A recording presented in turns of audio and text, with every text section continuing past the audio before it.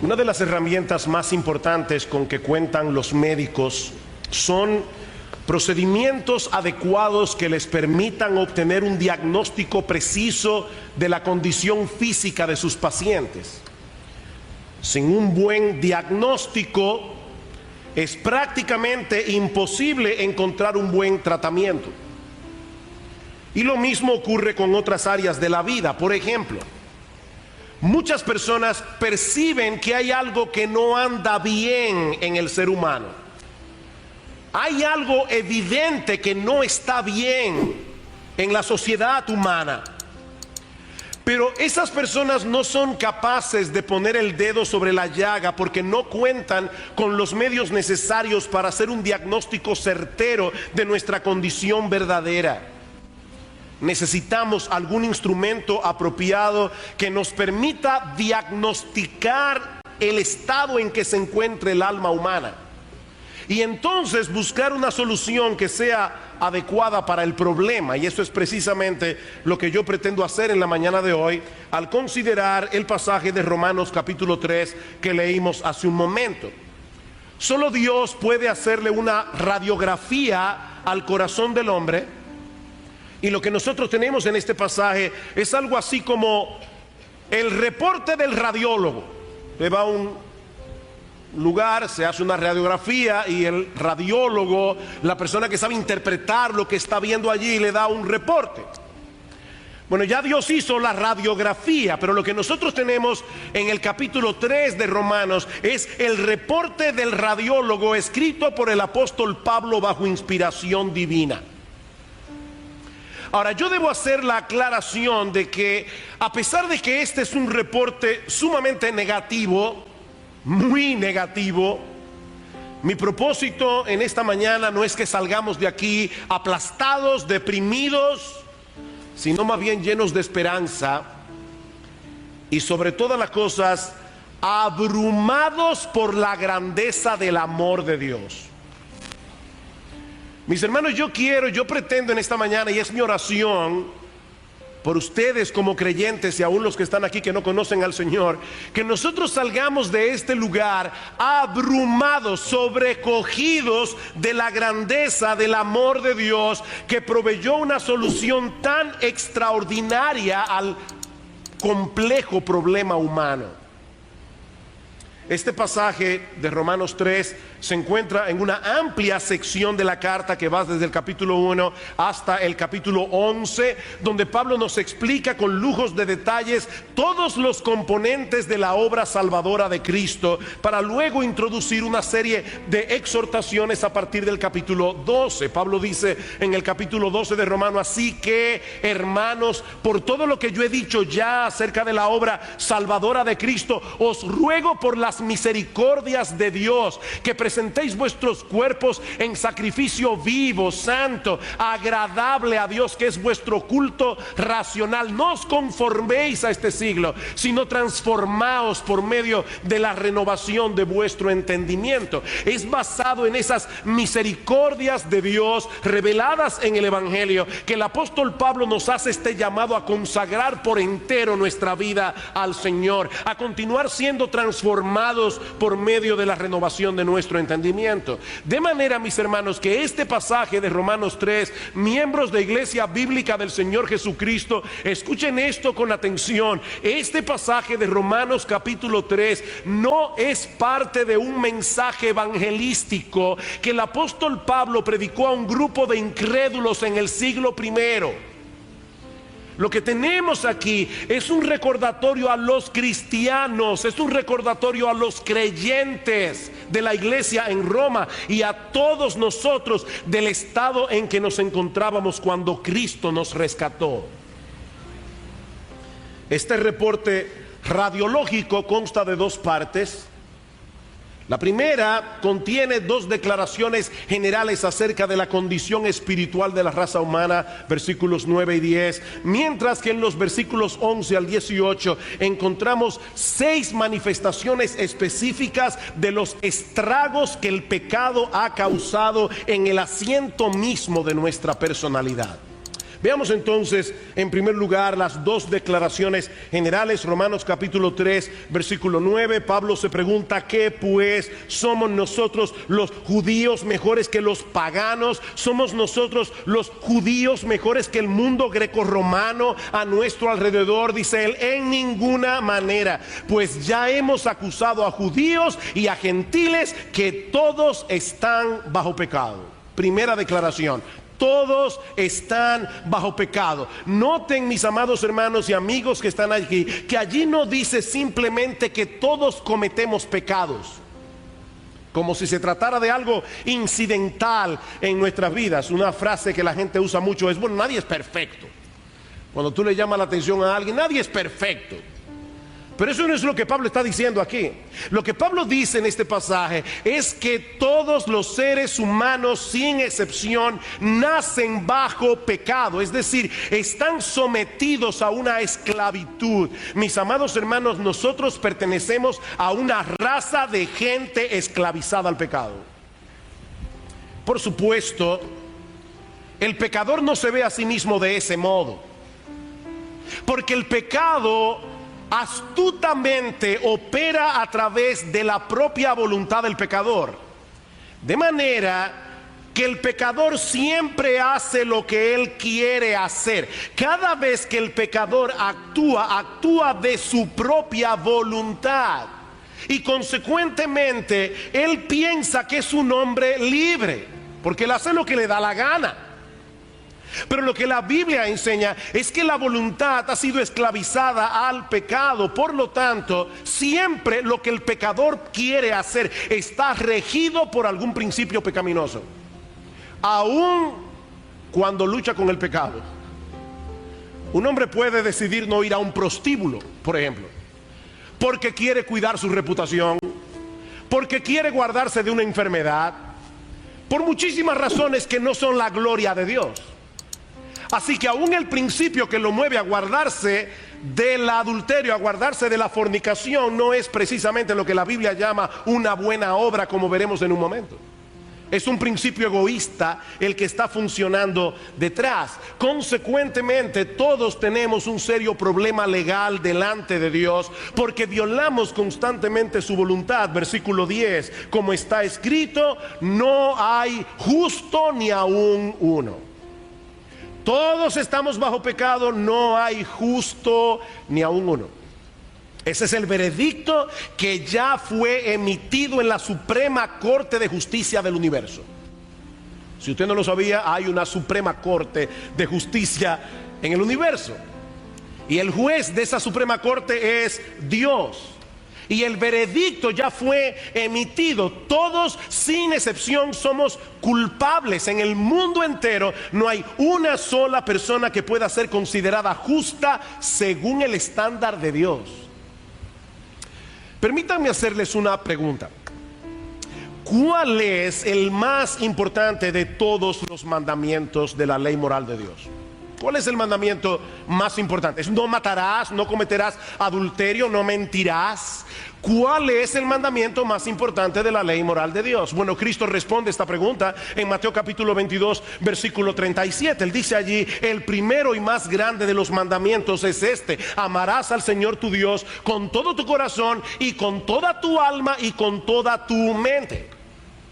Por lo tanto, la violación de ese mandamiento es el más grande de todos los pecados. Y lo cierto es, mis amados hermanos, amigos que están aquí en esta mañana, lo cierto es que todos nosotros nos amamos a nosotros mismos con todo nuestro corazón, con toda nuestra alma, con todas nuestras fuerzas. Cada cosa que hacemos, cada decisión que tomamos es en función de nuestro propio yo. Nos idolatramos a nosotros mismos. Y de ese pecado fundamental surgen como de una fuente un montón de otros pecados. Nosotros somos orgullosos, somos egoístas, porque somos nuestro propio Dios. Constantemente violamos la ley moral de Dios. Y algún día tendremos que responder por eso. Versículo 19, dice Pablo: pero sabemos que todo lo que la ley dice, lo dice a los que están bajo la ley, para que toda boca se cierre y todo el mundo quede bajo el juicio de Dios. para que toda boca se cierre. El pecador no tendrá nada que alegar aquel día. No habrá excusas, no habrá justificación. Porque dice la Escritura en Hebreos capítulo 4 versículo 13, que todas las cosas están desnudas y abiertas a los ojos de aquel a quien tenemos que dar cuenta. Así que somos esclavos del pecado, somos injustos. Pero ahora, Pablo nos explica a partir del versículo 11 lo que eso implica en la práctica. ¿Cuál es el efecto que el pecado ha causado en el asiento mismo de nuestra personalidad? Bueno, lo primero que Pablo nos dice aquí es que el pecado ha distorsionado nuestra capacidad de entendimiento. Versículo 11, no hay quien entienda, noten el absoluto, no hay quien entienda, no hay quien busque a Dios. El intelecto del hombre funciona muy bien para muchas otras cosas, pero no para conocer a Dios como Él debe ser conocido y amarle como Él debe ser amado. El mismo Pablo dice en Efesios capítulo 4 versículo 17 que los hombres que no conocen a Dios andan en la vanidad de su mente, teniendo el entendimiento entenebrecido, ajenos de la vida de Dios por la ignorancia que en ellos hay, por la dureza de su corazón. Miren, mis hermanos, déjenme decirles algo. Un incrédulo puede tener muchas nociones teológicas correctas acerca de Dios. Un incrédulo puede tomar un examen de teología y pasarlo con buena nota, pero esta información que él conoce acerca de Dios nunca lo moverá por sí misma a amar a ese Dios por lo que Él es y a entregarle por entero su vida. Son meras nociones académicas. En otras palabras, aún las nociones teológicas que él entiende no las entiende como debe entenderlas, porque él tiene un prejuicio en contra de Dios. Y lo que es todavía peor, el pecado ha afectado sus deseos, el pecado ha afectado su voluntad, de tal manera que el pecador ama lo que debe aborrecer y aborrece lo que debería amar. Versículo 11, otra vez. No hay quien entienda, no hay quien busque a Dios. ¿Escucharon eso, mis hermanos? No hay quien busque a Dios. Sí, todos nosotros buscamos ansiosamente la felicidad. Todos nosotros buscamos ansiosamente darle sentido y propósito a nuestra vida, y hay muchas personas en el planeta Tierra que, movidos por ese anhelo de encontrar la felicidad, de encontrar un propósito a su existencia, deciden alinearse con algún tipo de creencia religiosa. Pero Pablo está diciendo aquí que en el mundo entero no hay una sola persona que naturalmente busque al verdadero Dios. No hay una. A ese Dios que se revela en la Biblia, y sobre todas las cosas, ese Dios que se revela a través de la persona de nuestro Señor Jesucristo. A Dios nadie le vio jamás. El unigénito Hijo que está en el seno del Padre, Él le ha dado a conocer. Cristo dice: yo soy el camino y la verdad y la vida. Nadie viene al Padre sino por mí. A menos que Dios haga una obra en nuestros corazones, transformando nuestra personalidad desde su misma raíz, mis hermanos, ninguno de nosotros se inclinaría naturalmente hacia Él. El pecado afectó nuestros deseos y nuestra voluntad. Amamos lo que nos daña y aborrecemos aquello que es para nuestro bien. Muchas veces he ilustrado esta enseñanza con el ejemplo de una paloma y un buitre. Si usted pone a una paloma y a un buitre a escoger libremente, sin coacción, entre un plato de maíz y un plato de carroña, el buitre siempre escogerá la carroña, la paloma siempre escogerá el maíz, porque es parte de su naturaleza. Si nosotros queremos tener un buitre que coma maíz y que no coma carroña, nosotros tenemos que transformarlo. Esa naturaleza buitresca tiene que ser palomizada. Y eso es exactamente lo que hace Dios en la regeneración. Es un cambio tan profundo en el asiento de nuestra personalidad que por primera vez en nuestras vidas nuestros deseos y nuestra voluntad comienzan a funcionar adecuadamente. ¿Para qué? Para amar lo que debemos amar y aborrecer lo que debemos aborrecer. Por supuesto, si nuestro entendimiento ha sido alterado, si nuestro deseo y nuestra voluntad ha sido dañada por el pecado, eso afectará necesariamente nuestro comportamiento. Versículo 12. Todos se desviaron, todos se desviaron. Pastor, ¿qué significa la palabra todos en el original? Todos se desviaron, aún a todos se hicieron inútiles. No hay quien haga lo bueno, no hay ni siquiera uno solo. Bueno, pastor, ahora sí que yo no estoy de acuerdo con este reporte radiológico, porque hay un montón de personas en el mundo que hacen cosas buenas y muchas de ellas ni siquiera son cristianas. De hecho, algunas son ateas. Eso es verdad. Por el simple hecho de haber sido creados a la imagen de Dios, el hombre tiene inclinaciones hacia cosas que son buenas en sí mismas. Hoy es el Día de los Padres. De paso, mis hermanos, todos los domingos es el Día del Padre. Todos los domingos es el Día del Padre, pero hoy es el Día de los Padres aquí, terrenales. Bueno, en el mundo entero, en sentido general, hay padres que aman a sus hijos y los aman hasta el punto del sacrificio. Hay esposos que se mantienen fieles a sus esposas hasta el fin de sus días. Hay incrédulos que son honestos en sus negocios. Hay incrédulos que se dedican a causas humanitarias, a servicios humanitarios en la Cruz Roja y en muchos otros lugares, los Médicos Sin Fronteras. Y pudiera citar muchísimas cosas más. Pero para que una obra sea considerada como objetivamente buena ante los ojos de Dios, tiene que tener dos características. Debe ser hecha única y exclusivamente bajo los estándares de Dios. Y en segundo lugar, debe ser hecha única y exclusivamente para su gloria, no para la nuestra. En Mateo capítulo 5 versículo 16, el Señor Jesucristo le dice a los discípulos: así alumbre vuestra luz para que el mundo vea vuestras buenas obras y que glorifiquen a vuestro Padre que está en los cielos. El problema es que nosotros tenemos una visión distorsionada de nosotros mismos. Nosotros solemos minimizar nuestros pecados y al mismo tiempo sobreexaltamos las cosas buenas que hacemos y pensamos que esas buenas obras deben ser aceptadas también como buenas en la presencia de Dios. Tiene Dios que reconocerlas como si fueran obras de justicia.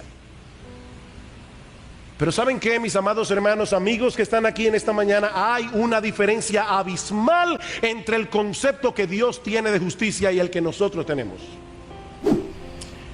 Yo recuerdo cuando era niño, y Eric, mi hermano, se va a acordar de eso, que en un viaje que mi mamá hizo a los Estados Unidos, ella nos trajo un juego de Monopolio. Imagínense, San Juan de la Maguana, en la década de los 60, un juego de Monopolio en inglés.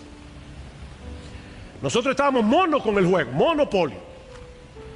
Y ese verano nos pasamos horas y horas y horas jugando Monopolio, vendiendo propiedades, ganando dinero, perdiendo dinero. Ahora imagínense por un momento que un individuo por alguna razón de repente pierde el contacto con la realidad y comienza a creer que esos negocios son reales. Así que el lunes en la mañana el tipo se aparece en el banco con un maletín diciendo: vine a hacer un depósito de $1 millón. Le busca a un agente de cuenta inmediatamente, el tipo pone el maletín en la mesa y cuando abren, $1 millón en moneda de monopolio. Mire, ustedes pueden estar seguros que no van a llamar al gerente del banco, van a llamar a un psiquiatra, porque ese individuo ha perdido la cabeza. Bueno, hermanos, eso es exactamente lo que ocurre en el reino espiritual. Nuestras propias obras de justicia son como dinero de monopolio en lo que respecta a nuestra aceptación en la presencia de Dios. No es que esas buenas obras no sirvan de nada, porque es mejor ser un buen padre a ser un padre irresponsable, pero eso solo tiene valor en el juego de esta vida. en el juego de esta vida, en el banco celestial, la única moneda que realmente tiene peso, la única moneda que realmente tiene valor, es la justicia perfecta de nuestro Señor Jesucristo. Todo lo demás es papel inservible como moneda de monopolio. Dice en Isaías capítulo 64 versículo 6, todos nosotros somos como suciedad, todas nuestras justicias son como trapo de inmundicia delante de Dios. Ustedes recuerdan, madres, las que no criaron en esta época, cuando teníamos que usar pañales de tela y se juntaban los pañales de tela a veces con todo lo que los pañales suelen tener.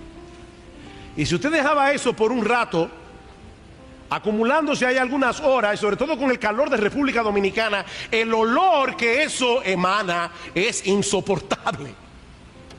Bueno, lo que Isaías está diciendo es que cuando Dios huele nuestras obras de justicia, a Él le huele a lo mismo.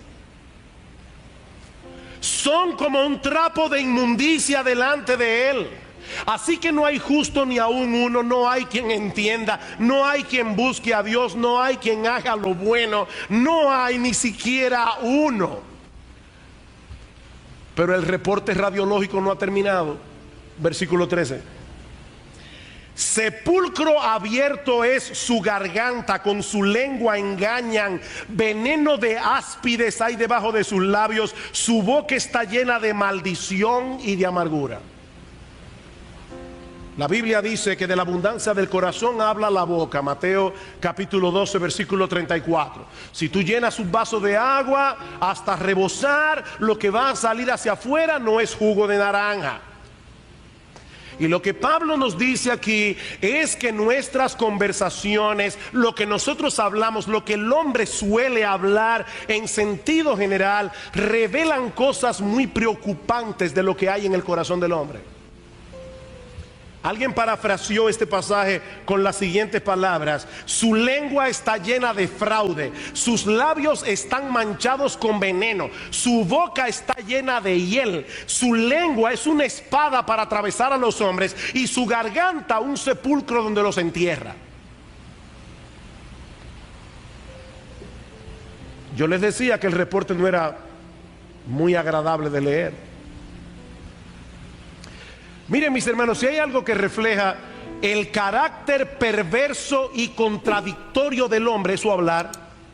Por eso es que cuando Isaías, en Isaías capítulo 6, versículo 5, vio la gloria de Dios, lo primero que Isaías exclamó fue: ay de mí, que siendo hombre inmundo de labios y habitando en medio de un pueblo que tiene labios inmundos, han visto mis ojos al Rey. Los primeros pecados que vinieron a la mente de Isaías fueron los pecados de la lengua. Ahora, ¿por qué yo digo que esto revela el carácter contradictorio del hombre? Piensen en esto. A la mayoría de las personas que yo conozco, si no a todas, les molesta profundamente que les mientan. A la mayoría de las personas, si no a todas, les molesta profundamente que hablen de ellos a sus espaldas. A la mayoría de las personas, si no a todas, les molesta profundamente que los traicionen. Sin embargo, la realidad es que la mentira es sumamente común entre los seres humanos, lo mismo que el chisme. Y lamentablemente la iglesia no se libra de eso. El chisme, ¿qué es un chisme? Hablar con una persona lo que debiste haber hablado con otra. Eso es un chisme. Por delante te muestran una cara, por detrás te clavan un cuchillo. Esa es la vida allá afuera, mis hermanos. Hay un cuadro que pinta Jeremías de lo más desagradable. Dice Jeremías en Jeremías capítulo 9: hicieron que su lengua lanzara mentira como un arco, no se fortalecieron para la verdad en la tierra, porque de mal en mal procedieron y me han desconocido, dice el Señor. Guárdese cada uno de su compañero y en ningún hermano tenga confianza, porque todo hermano engaña con falacia y todo compañero anda calumniando y cada uno engaña a su compañero y ninguno habla verdad. Acostumbraron su lengua a hablar mentira. Y a veces es increíble porque uno está con una persona, lo llaman por el celular y él está con uno ahí. Ah, sí, sí, fulano, estoy en la oficina ahora mismo recogiendo los papeles para enviártelo. Y después esa persona quiere que tú confíes en ella. Lo grande es que si esa persona se entera que alguien le hace lo mismo, a él le molesta. Es que somos un manojo de contradicción. ¿Saben qué, mis hermanos? El mundo es un lugar peligroso en el cual vivir, porque el ser humano es chismoso y es engañador. El mundo es un lugar peligroso. En el momento en que menos te lo esperas, te enteras de alguien en quien tú confiabas que estaba hablando mal de ti, a tus espaldas. En el momento que menos te lo esperas. Si tú no has pasado por esa experiencia, por favor dame la dirección de donde que tú vives. Y eso nos hiere profundamente. Ahora, ¿saben qué? Deberíamos comenzar a examinar nuestros propios corazones. Nuestros propios corazones, porque son muchos los pecados que se cometen con la lengua, que nosotros cometemos con la lengua. Nos promovemos a nosotros mismos, destilamos amargura y descontento, justificamos lo injustificable.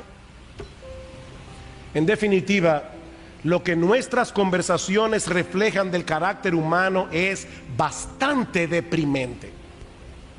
Por supuesto, esto revela otro aspecto más profundo, y es que el pecado ha dañado profundamente nuestras relaciones interpersonales. Versículo 15: sus pies se apresuran para derramar sangre, quebranto y desventura hay en sus caminos y no conocieron camino de paz. Bueno, pastor, ahora sí llegamos a una característica, a un aspecto que no se aplica a mí. Yo no soy esa persona derramadora de sangre que Pablo está describiendo en este pasaje. ¿De verdad que no? ¿Eso es lo que tú piensas acerca de ti mismo? ¿Tú crees que porque nunca has cometido literalmente un homicidio, estás libre de la violencia que Pablo describe en este pasaje? Porque eso mismo pensaban los judíos en el tiempo del Señor.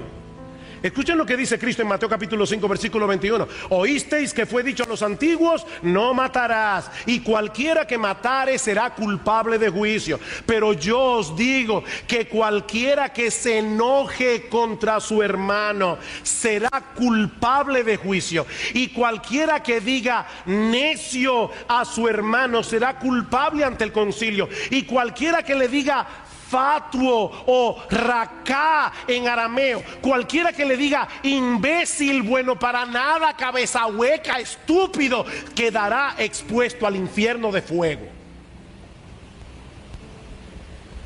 En otras palabras, a los ojos de Dios, un corazón airado que usa expresiones hirientes, denigrantes, irónicas para descargar su ira es un corazón homicida.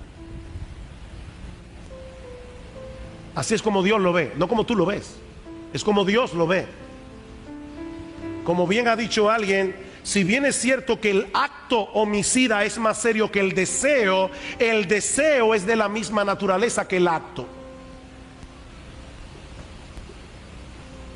Cuando tú vas manejando tu carro y de repente se te mete un individuo en vía contraria para ahorrarse un tramo y te pasa así fugazmente por la cabeza: ay, si yo andara con un Gredar. ¿De verdad que eso no se aplica a ti? Y finalmente, Pablo concluye este diagnóstico con la declaración más abarcadora de todas. Versículo 18: no hay temor de Dios delante de sus ojos. ¿Cuál es el problema humano? No hay temor de Dios delante de sus ojos. Es terrible que el pecado haya dañado tan profundamente las relaciones humanas. Pero lo más terrible del pecado es la forma como ha dañado nuestra relación con Dios. La Biblia dice en Proverbios capítulo 1 versículo 7 que el temor del Señor es el principio de la sabiduría, es el ABC de la sabiduría. Nosotros comenzamos a ser sabios en el mismo momento en que comenzamos a tener temor de Dios. Toda nuestra vida está al garete hasta que aprendamos quién es Dios y comencemos a vivir en consecuencia de quién es Él. ¿De qué se trata este temor a Dios?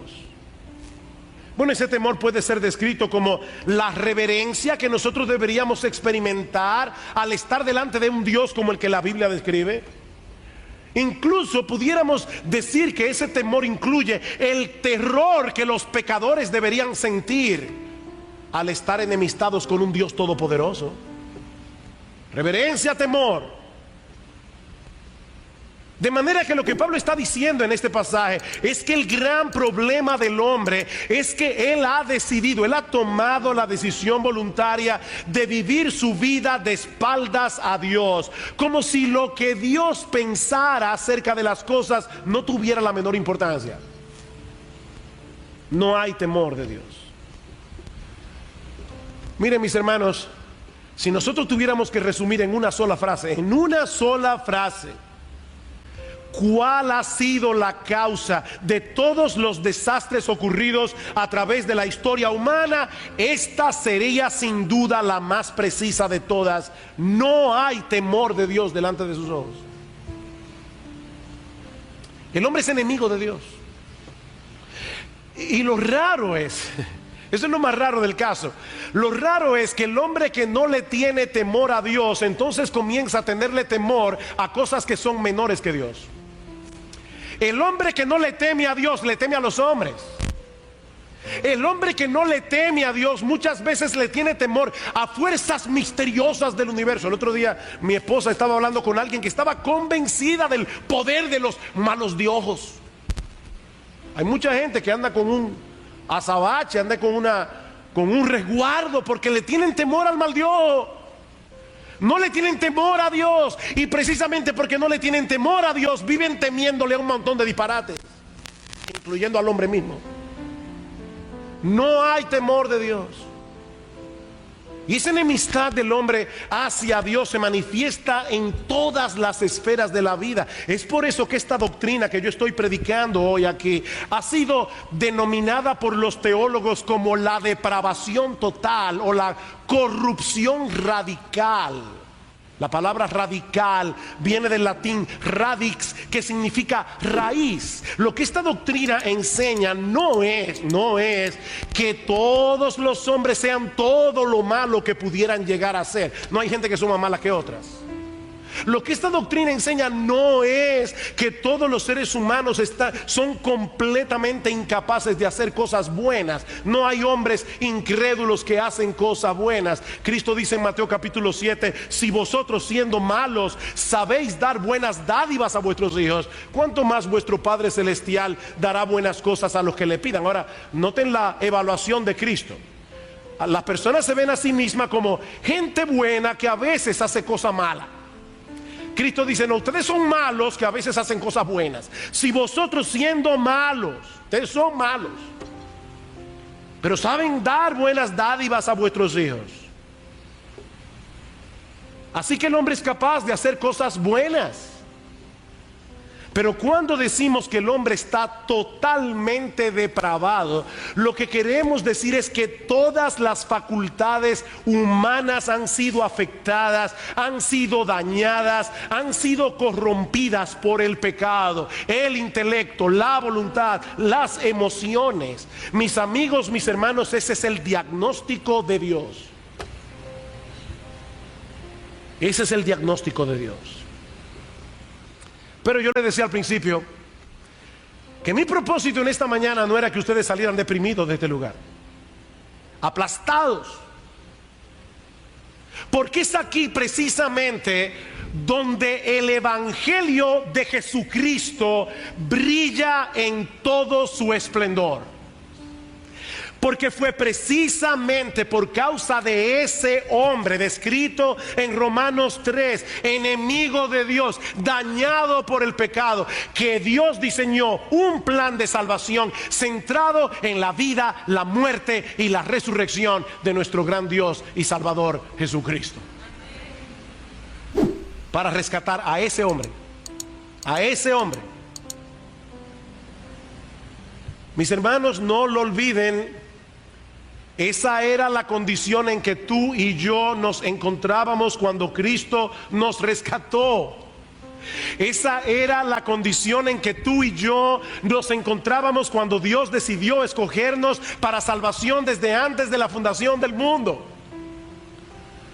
Como dice el apóstol Pablo, apenas puede ser que alguno ose morir por un bueno, pero Dios muestra su amor para con nosotros en que siendo pecadores, Cristo murió por nosotros.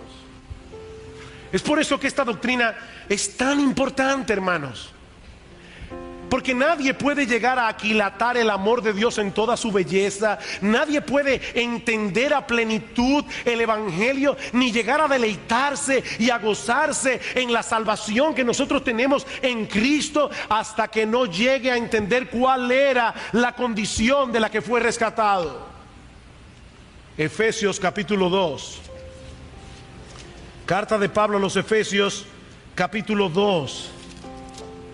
Qué pasaje tan glorioso. Pablo dice: y Él os dio vida a vosotros cuando estabais muertos. El mensaje de esta mañana se titula gravemente enfermo o espiritualmente muerto. Bueno, lo que Pablo dice aquí, Él os dio vida a vosotros cuando estabais agonizando. No, cuando estabais muertos en vuestros delitos y pecados, en los cuales anduvisteis en otro tiempo, siguiendo la corriente de este mundo, conforme al príncipe de la potestad del aire, el espíritu que ahora opera en los hijos de desobediencia, entre los cuales también todos nosotros, dice Pablo, vivimos en otro tiempo en los deseos de nuestra carne, haciendo la voluntad de la carne y de los pensamientos, y éramos por naturaleza hijos de ira, lo mismo que los demás. Pero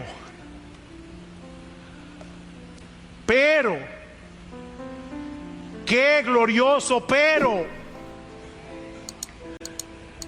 el doctor R.C. Sproul, uno de los grandes teólogos de esta generación, tiene en su oficina un letrerito que dice pero. Y yo quiero recordar esto: pero Dios, que es rico en misericordia. ¿Ustedes oyeron eso? Dios es rico en misericordia por su gran amor con que nos amó. Aún estando nosotros muertos en nuestros delitos y pecados, nos dio vida juntamente con Cristo. Por gracia sois salvos, y juntamente con Él nos resucitó, y asimismo nos hizo sentar en los lugares celestiales con Cristo Jesús. ¿Saben para qué? Para mostrar en los siglos venideros las abundantes riquezas de su gracia en su bondad para con nosotros en Cristo Jesús, Señor nuestro. Glorias, glorias, glorias y aleluyas sean dadas a nuestro Dios.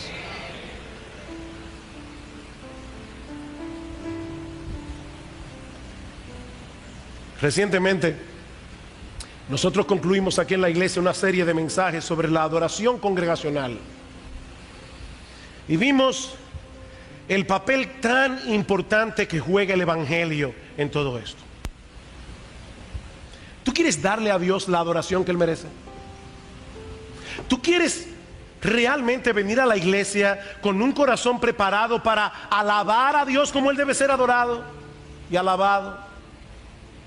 Mi hermano, medita en el evangelio.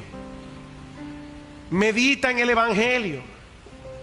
Medita en lo que Dios hizo por ti, a través de la sangre de Cristo derramada en la cruz del Calvario, para poder perdonar tus pecados, poder aceptarte en su presencia, poder reconciliarse contigo, poder adoptarte como hijo sin pasar por alto su justicia, porque ya su justicia fue satisfecha. Cristo la satisfizo. Le decía a un grupo de cristianos en estos días lo que he dicho aquí otras veces: mis hermanos, no se confundan, la salvación es por obras. La salvación es por obras, pero no por la tuya ni por la mía, sino por la de Jesucristo. Él hizo la obra completa. Cuando Él murió en la cruz del Calvario, dijo: consumado es, ya pago está.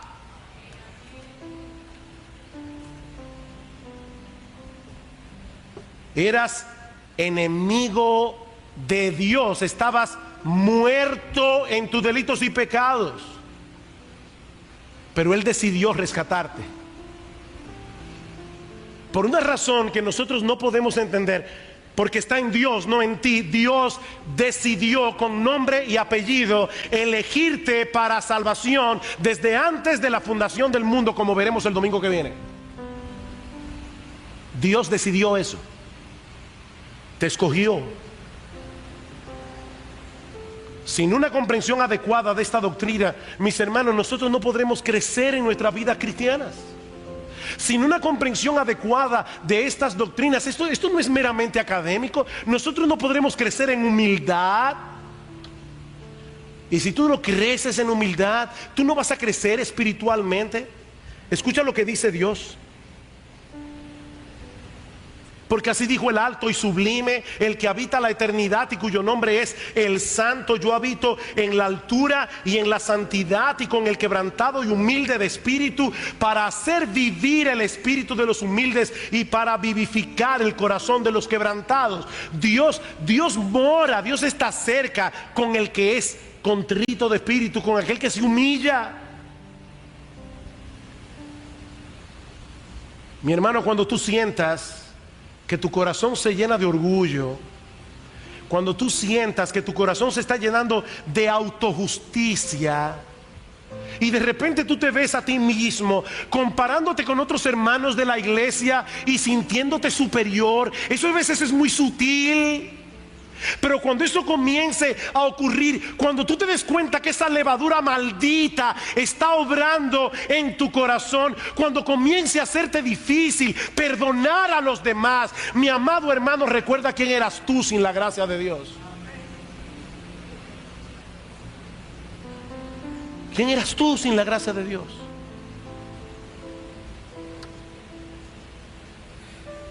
Y si tú estás aquí sin Cristo,